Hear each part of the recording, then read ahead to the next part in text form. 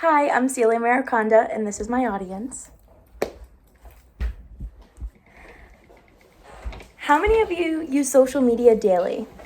How many of you sleep with your phone right next to you? How many of you freak out when your phone dies? Or how many of you get FOMO, the fear of missing out, when you see others posting their whereabouts while you're just lying in bed? Today, I will be speaking on the impact of social media on society. I was given my first iPhone. It was the iPhone 3, if you could imagine how small it was, when I was in the 6th grade. So I've been using iPhones and social media for a very long time. I'm also a media studies major in my senior year of college, so I spend a lot of time researching and learning about the media and its audiences. I will be talking about the positives and negatives of social media varying from society, using it as a platform for activism or building connections, as well as the unfortunate impacts on mental health or inadequacy of one's life or appearance. To begin, social media gives people a fast way to be activists.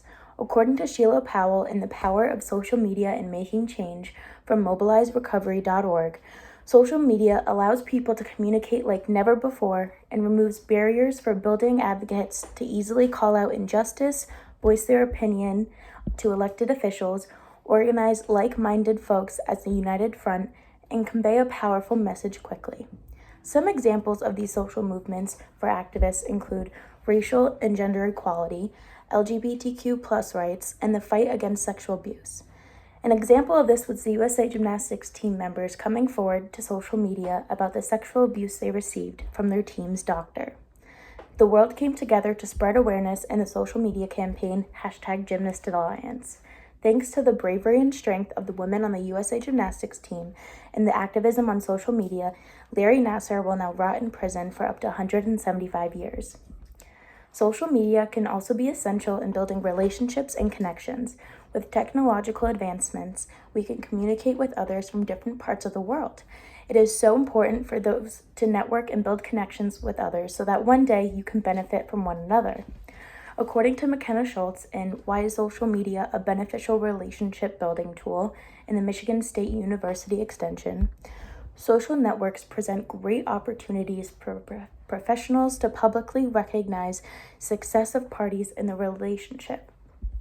This increases that party's sense of belonging, self-worth, and security. In turn, makes them more comfortable and more likely to invest in your relationship. Schultz also emphasizes that it is important to be authentic. This can be easily shown if your social media shows your uniqueness, skills, and personality. This is the best way to build connections through social media. Now, I've been talking a lot about the positives we see on social media, but I would like to dive into the negative impact social media brings to society. For example, mental health. When social media is used incorrectly, it can lead to anxiety, FOMO, depression, and obsession. A landmark study called No More FOMO, Limiting Social Media Decreases Loneliness and Depression, published in the Journal of Social and Clinical Psychology in 2018, found that fewer people who use social media, the less depressed and lonely they felt. Social media also creates a facade of what the ideal body or look is. I mean, hello, the Kardashians. This can lead to serious body dysmorphia or eating disorders.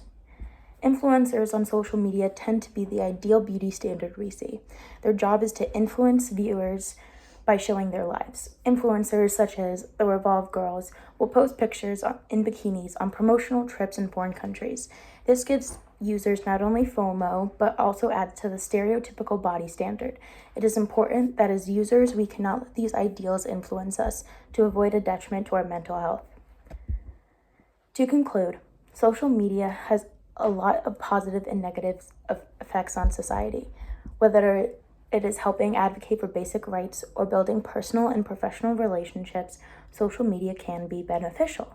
However, in many cases, it can cause poor mental health, FOMO, or body dysmorphia from those who influence us. Overall, I hope that you have a better understanding of why social media benefits us as a society, but also have your guard up for the negative impacts it can bring upon us. Thank you for listening to my speech. Have a great day.